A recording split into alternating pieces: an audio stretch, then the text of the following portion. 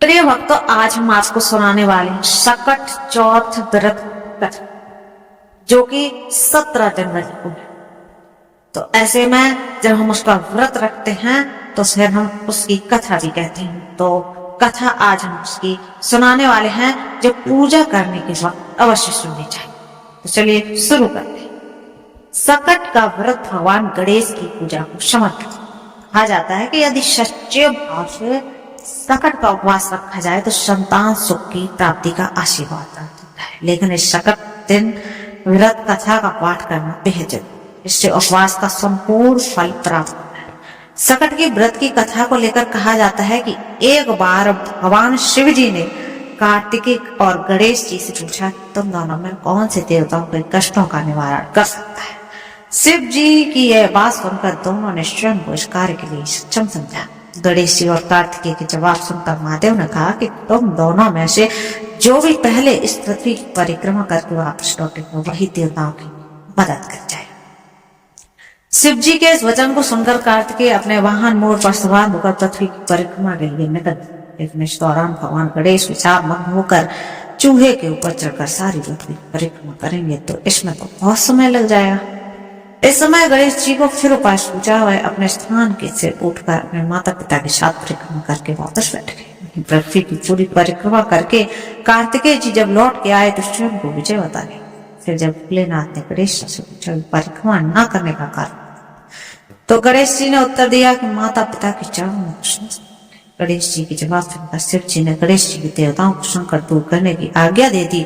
इतना ही नहीं, शंकर जी ने कहा कि साधक चतुर्थी के दिन तुम्हारा श्रद्धा पूर्वक पूजन किया जाएगा और रात्रि में चंद्रमा को अर्घ्य दिया जाएगा, उससे सभी कष्ट दूर। तो दोस्तों, तब से सकट चौथ के दिन गणेश जी की पूजा की जाती है। अब दोस्तों हम बताते हैं आखिरकार ये इसका शुभ मुहूर्त कब है और कब है पारण का समय। चलिए बने रहिए हमारे।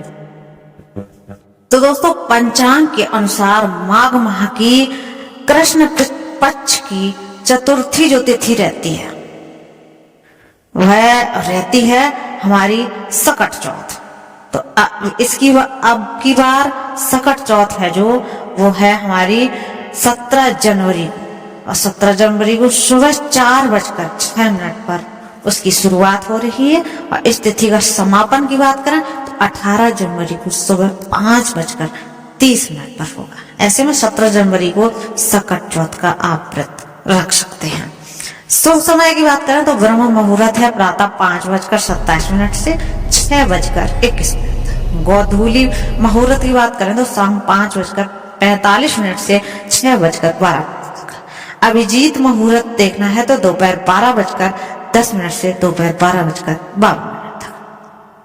अगर सकट चौथ की आपको सामग्री की लिस्ट देखनी है तो जल, सुपारी, जनेऊ, लौंग, दीपक, पीला कपड़ा, चौकी, फूल, गंगाजल, 11 या 21 तिल के लड्डू, फल, कलश, गणेश जी की एक प्रतिमा, दूध, मोदक, धूप और देसी घी, ये सामग्री आप ले लीजिए। और आप हम आपको बताते हैं कि आखिरकार कैसे की जाएगी इसकी पूजा विधि। शास्त्रों के अनुसार चंद्रमा है जो औषधियों का स्वामी और मन का कारक माना जाता है। चंद्रदेव की पूजा के दौरान महिलाएं संतान के दीर्घायु और निरोगी होने की कामना करती है। चंद्रमा को अर्घ्य देने से सौभाग्य का आशीर्वाद मिलता है। तो अब बताते हैं चंद्रमा को अर्घ्य कैसे देना है। चांदी के पात्र में पानी में थोड़ा सा दूध मिलाकर चंद्रमा को अर्घ्य देना चाहिए। संध्या काल में चंद्रमा को अर्घ्य देना काफी लाभप्रद होता है। चंद्रमा को अर्घ्य देने से मन में आ रहे समस्त नकारात्मक विचार, दुर्भावना और स्वास्थ्य को लाभ मिलता है। चंद्रमा को अर्घ्य देने से चंद्र की स्थिति भी मजबूत होती है। अब पूजा विधि की बात करें तो सुबह जल्दी उठ लें और स्नान आदि कर लें। घर में फिर जो भी आपका मंदिर है घर का, उसमें आप दीप प्रज्वलित कर लें। असंभव हो तो आप व्रत रख लें।